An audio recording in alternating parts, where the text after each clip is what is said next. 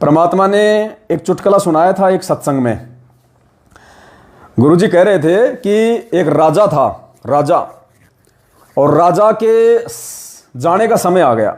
राजा ने देखा भाई तेरे कोई बेटा है नहीं, उत्तराधिकारी कोई है नहीं, क्योंकि उसके कोई पुत्र प्राप्ति नहीं हुई थी, और मेरे जो मंत्रीगण हैं वो सारे मैनेजमेंट की तरह एक दूसरे को खाने में, नोचने में, माया हड़पने में लगे हुए हैं, तो मेरे मरने के बाद तो राज्य को बर्बाद कर देंगे। तो राजा ने क्या किया कि एक संदेश जारी करवा दिया पूरी संगत में, एक संदेश जारी करवा दिया राजा ने अपने पूरे राज्य में कि जो व्यक्ति एक रात, मैंने अपनी जो कब्र जो खुदवा रखी है कि मरने के बाद मुझे इस जगह पे और मुझे इस कब्र में खुदा, मतलब मुझे दफनाया जाए, मेरी उस कब्र में जो व्यक्ति एक रात रह लेगा उसको राज्य का नया राजा बनाया जाएगा। अब कब्र में कौन रहे एक रात, क्योंकि ऊपर से मिट्टी विट्टी डालनी पड़ेगी, वो तो मर जाएगा थोड़ी बहुत देर में, सांस दम घुट जाएगा। एक कुम्हार था उसी नगरी में, कुम्हार बिल्कुल गरीब, फटे हाल, पैर में जूती भी नहीं पहनने को, टाइम पे खाना नहीं। उसने सोचा रहा कि मैं तो वैसे भी मर रहा हूं, और अगर भाग्य अच्छा हुआ तो क्या पता बच जाऊं तो राजा का राजपद मिल जाए, नहीं तो मरना तो है ही, आज नहीं तो कल। तो उसने कहा जी मैं रहूंगा आपकी कब्र में उसने कहा मैं रहूंगा साहब आपकी कब्र में। बोला ठीक है भाई। अब सैनिक उसको पकड़ के ले गए शाम को, उस कब्र में उसको सुला दिया, ऊपर से मिट्टी विट्टी डाल दी, और जितने भी 8-10 जो सैनिक थे वो वहीं बैठ गए। भाई सुबह इसको निकालना ही पड़ेगा, अगर जीवित है तो इसको बिल्कुल पालकी में बैठा के राजा के पास ले जाएंगे राजा बनाने के लिए, मर जाएगा तो इसको वापस पटक देंगे। तो रात को कब्र में उसको डाल दिया गया, ऊपर से मिट्टी विट्टी डाल दी। अब कुम्हार ने जैसे भी था, कोई उसकी कोई भाग्य अच्छा था या कोई उसने कोई टेक्निकल थी, सांस को रोक लिया या क्या था पता नहीं। अब शमशान घाट में जैसे उसको कब्रिस्तान में दफनाया तो यम के दूत तो रात को आते हैं, क्योंकि एक दो व्यक्ति रोज मरते हैं वहां पे। तो यम के दूत आए कि भाई आज कौन मरा है नया, आज किसको दफनाया गया। तो भाई ये कब्र ताज़ा ताज़ा है। तो उस कब्र को यम के दूतों ने, क्योंकि वो तो सूक्ष्म रूप में सारा काम होता है, सूक्ष्म रूप में वो कब्र के अंदर पहुंच गए और लेके डंडे खड़े वहां पे। बोले खड़ा हो रे। बोले कहाँ भाई, क्या क्या बात है। बोले हिसाब दे। हिसाब? काहे का हिसाब? बोले मैं तो बिल्कुल नंगा फंगा आदमी हूं, फटे हाल हूं, मेरे पास तो कुछ नहीं है। बोलो एक गधा है मेरे पास तो, और कुछ है ही नहीं।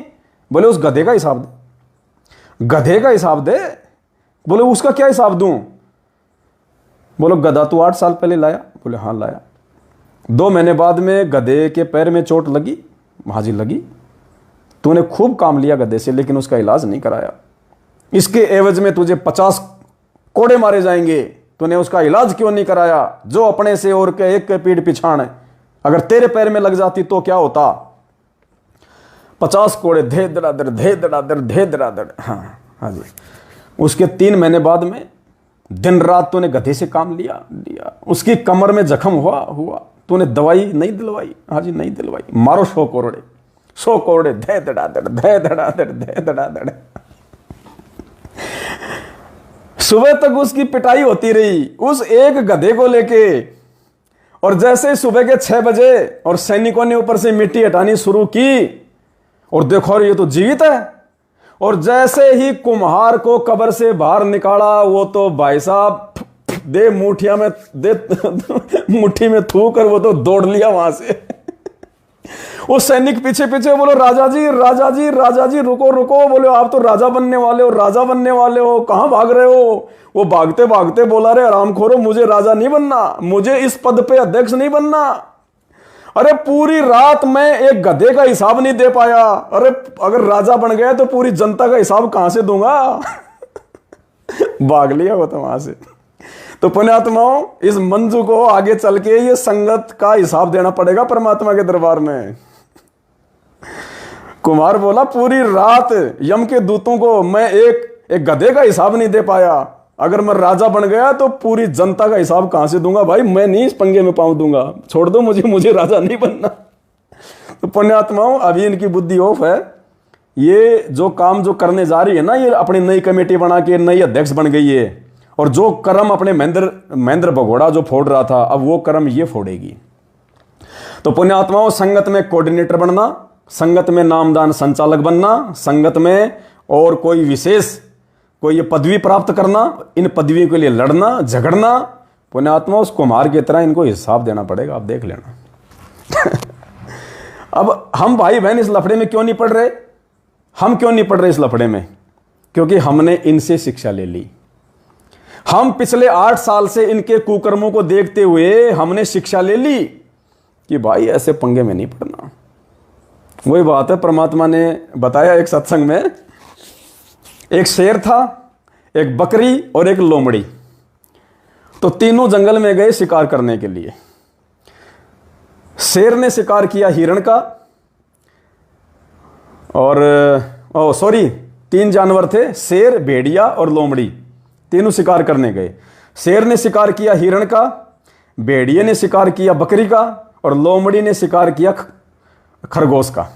तीनों शिकार करके एक जगह खाने के लिए बैठ गए। अब शेर के मन में दोष आ गया। शेर ने सोचा कि ये क्यों ना तीनों शिकार मैं ही खाऊं।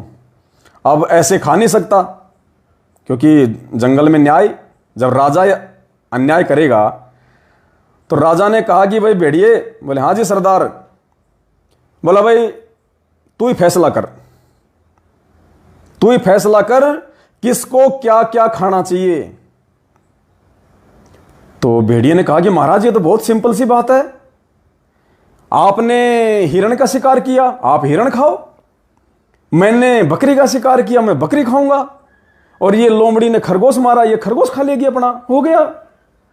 अब शेर एकदम से गुस्सा हुआ और मारा झपट्टा भेड़िए के खोपड़ी पे, एक ही झपट्टे में धड़ से गर्दन अलग, भेड़िए का काम तमाम, भेड़िया मर गया।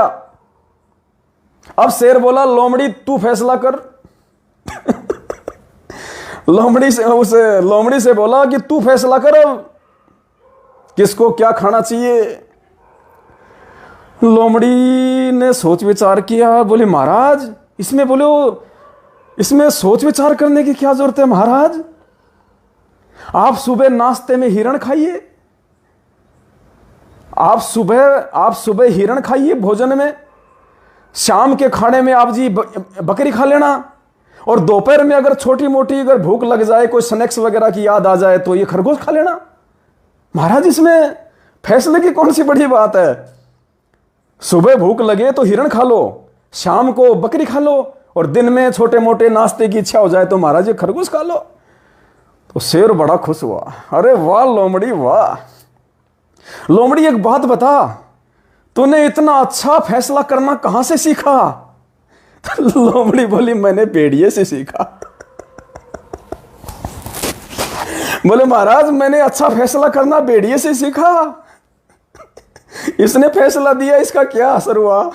अगर मैं भी वही फैसला देती तो मेरा क्या होता?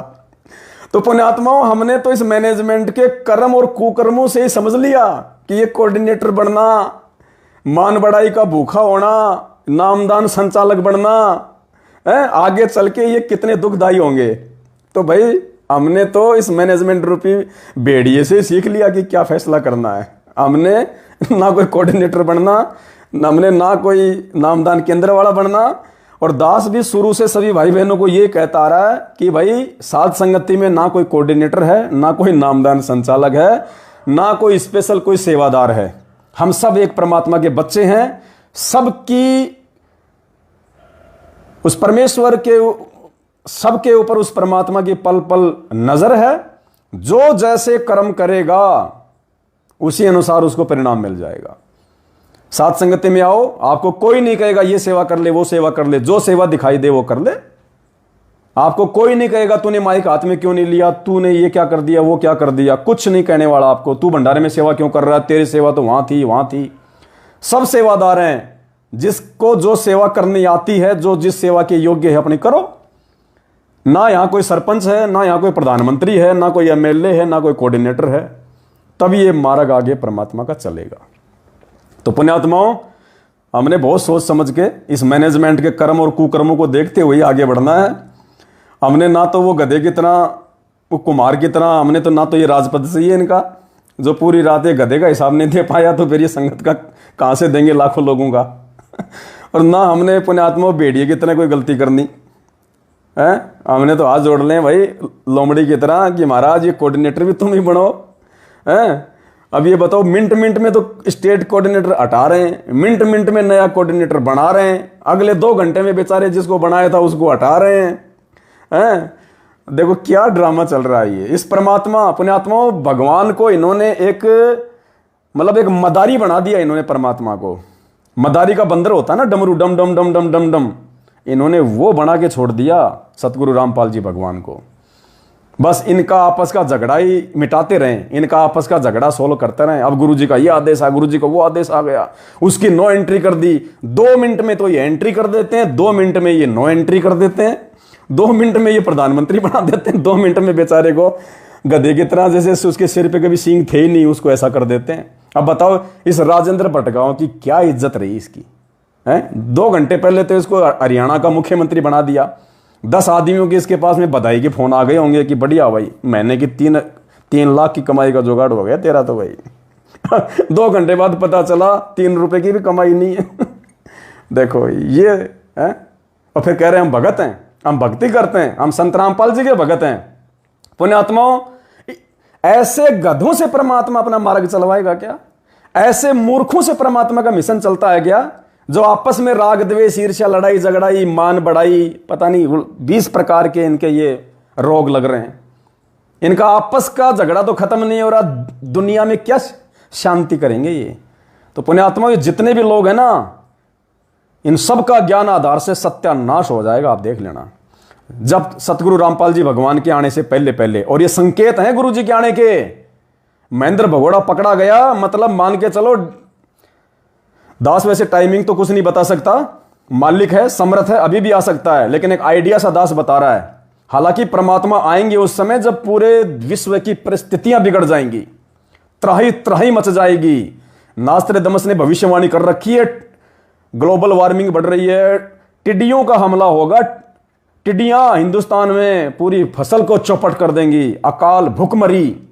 ऐसे दुनिया को ये संत रामपाल जी परमात्मा नजर नहीं आएगा। उनके खुद को, परिवार को और भक्तों को तो नजर नहीं आ रहा।